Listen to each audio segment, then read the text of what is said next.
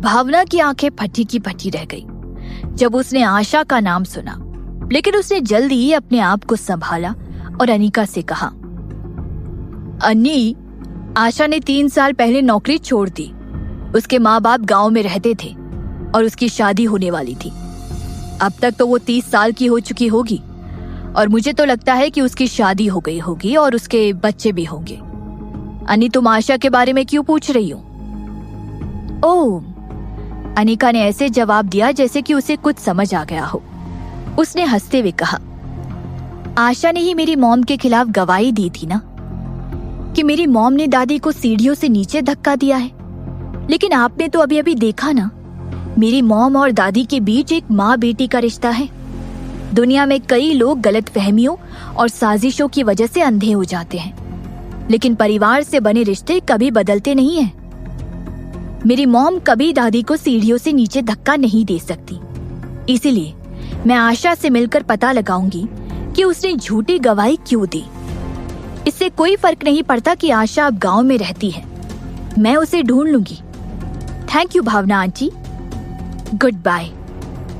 अनिका ने राम की ओर एक नजर तक नहीं देखा। वो पलट गई और जाकर कार में बैठ गई। शौमिक ने कार स्टार्ट की और वो लोग वहां से निकल गए।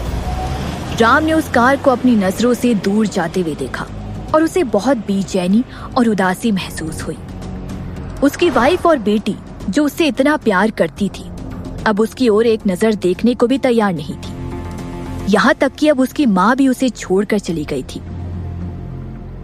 जब भावना ने देखा कि राम अभी भी उन्हीं की डायरेक्शन में घूर कर देख रहा था, तो उसकी आंखों में गुस्से की लहर दौड़ गई।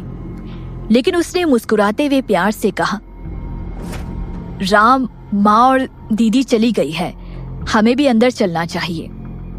भावना ने राम का हाथ पकड़ लिया। राम ने वापस भावना की ओर देखा। भावना के चेहरे पर एक मासूम मुस्कान थी, लेकिन जब भी वो मुस्कुराती थी तब उसकी आंखों के पास गहरी लकीरें उभर आती थी, मानो वो बस प्यारी और अच्छी होने का दिखावा कर रही हो। वहीं दूसरी ओर मीनल की हंसी बहुत लाइट और क्लियर थी। उसकी साफ आंखें नदी के पानी की तरह थी। उनमें मासूमियत और ऐसा जादू था कि कोई भी इंसान जल्दी से कंफर्टेबल हो जाए। राम के दिल में घिन भर आई।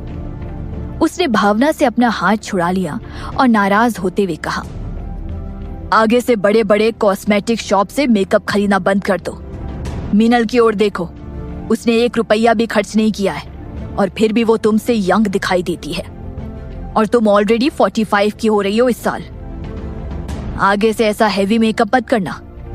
देखो तुम्हारा चेहरा कितना झुर्रियों भरा और बदसूरत दिख रहा है। और फिर राम अंदर चले गया। वही भावना इतने गुस्से में थी कि वो सांस भी नहीं ले पा रही थी।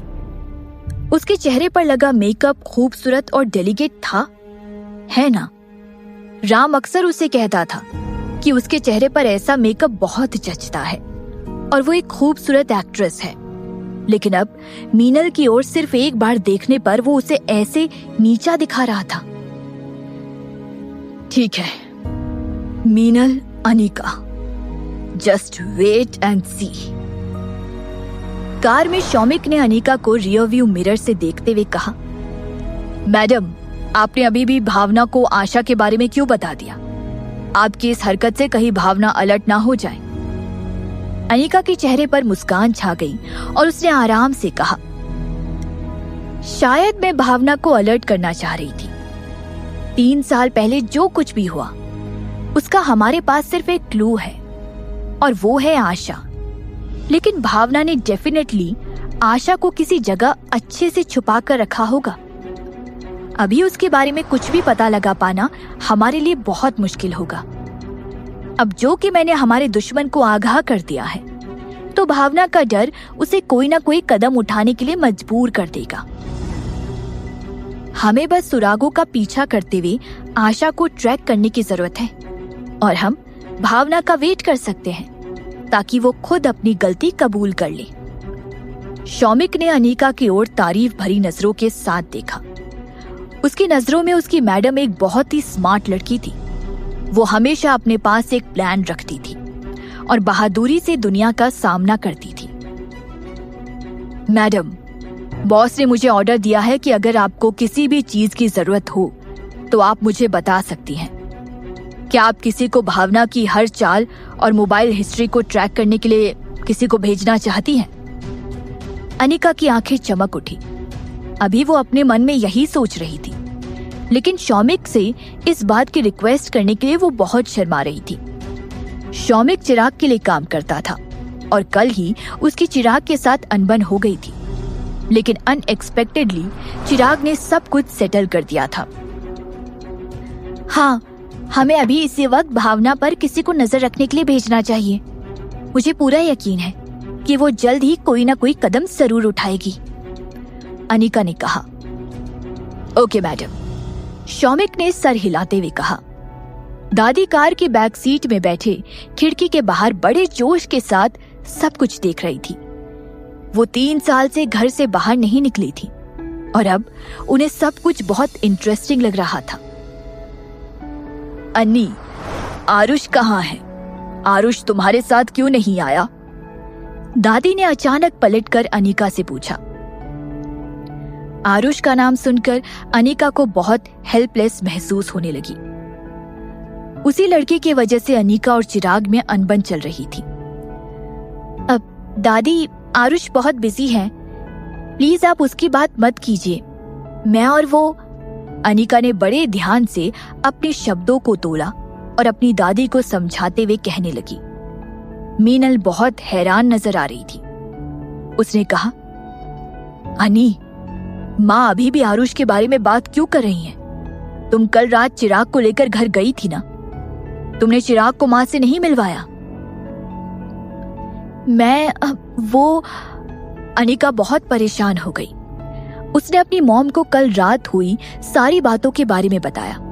ऑफ कोर्स उसने उसके कमरे में चिराग और उसके बीच हुई बातों को छोड़ दिया। नॉनसेंस अनिका! मीनल के चेहरे पर शिकन छा गई और वो गुस्से में दिखाई देने लगी। उसने अनिका को डांटते हुए कहा, मॉम आप प्लीज नाराज मत होइए, मैंने कुछ गलत नहीं किया। अनिका ने कहा, अनी तुमने कुछ गलत नहीं किया। मुझे एक सवाल का जवाब दो।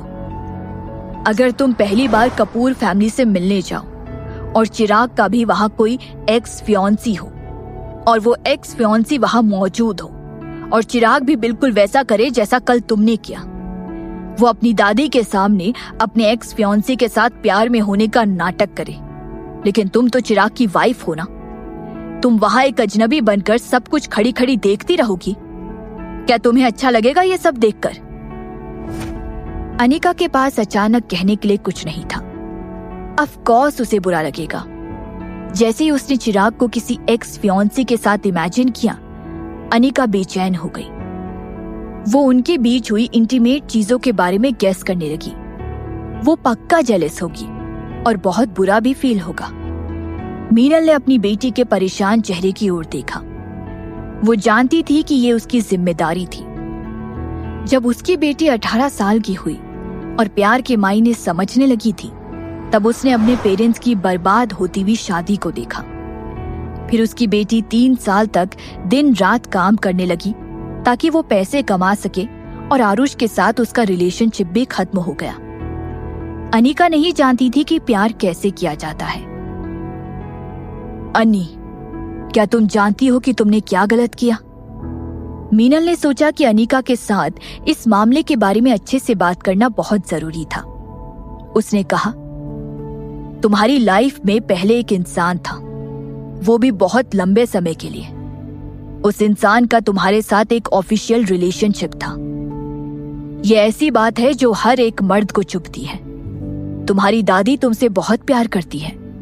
तुम्हारी दादी के सामने चिराग और तुम्हारे रिश्ते को इंट्रोड्यूस करना चिराग की इज्जत करना हुई। ये वो हक है जो उसे मिलना ही चाहिए। लेकिन आरुष और मेरा रिलेशनशिप ऑलरेडी खत्म हो चुका है।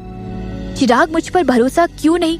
अनिका बेचैनी में अपने हाथ एक दूसरे से रब करने लगी। तुमने ऐसा क्या किया जिससे चिराग को लगे कि तुम्हारे और आरुष के बीच अब कोई रिश्ता नहीं है? सिर्फ कह देने से बातें साबित नहीं हो जाती अनिका। तुम्हें वो अपनी हरकतों से प्रूव करना पड़ता है। कल जो कुछ भी हुआ, चिराग ने सिर्फ ये देखा कि आरुष ने तुम्हें बचाया और तुम्हारी दादी के सामने तुम्हारे साथ अपने रिश्ते को बनाए रखा। ओके, अनिका ने अपनी गलती मान ली। चिराग और अनिका एक दूसरे को 2 महीने से जानते थे और इस दौरान आरुष हमेशा अनिका से किसी न किसी बहाने से जुड़ा हुआ था। अनिका को लगा कि उसे चिराग को समझाने की कोई जरूरत नहीं है। हालांकि चिराग के नजरिए से चीजें इतनी भी क्लियर नहीं थी। मॉम, मैंने चिराग को दादी से इसीलिए नहीं मिलवाया क्योंकि मुझे डर था कि दादी कहीं उसे एक्सेप्ट ना कर पाए। मुझे डर था कि दादी की तबीयत खराब हो जाएगी। मैं किसी अच्छे मौके का इंतजार कर रही थी, अनिका ने कहा। पागल लड़की, मीनल ने अनिका का हाथ अपने हाथ में लिया। तुम्हारी दादी तुमसे बहुत प्यार करती है। जो भी तुमसे प्यार करेगा, तुम्हारी दादी भी उससे प्यार करेगी। माँ को बस थोड़ा समय चाहिए। चिराग को ये जानने की जरूरत है कि तुम उसकी परवाह करती हो। तुमने पूरी चीज को कॉम्प्लिकेट कर दिया। मुझे ही ले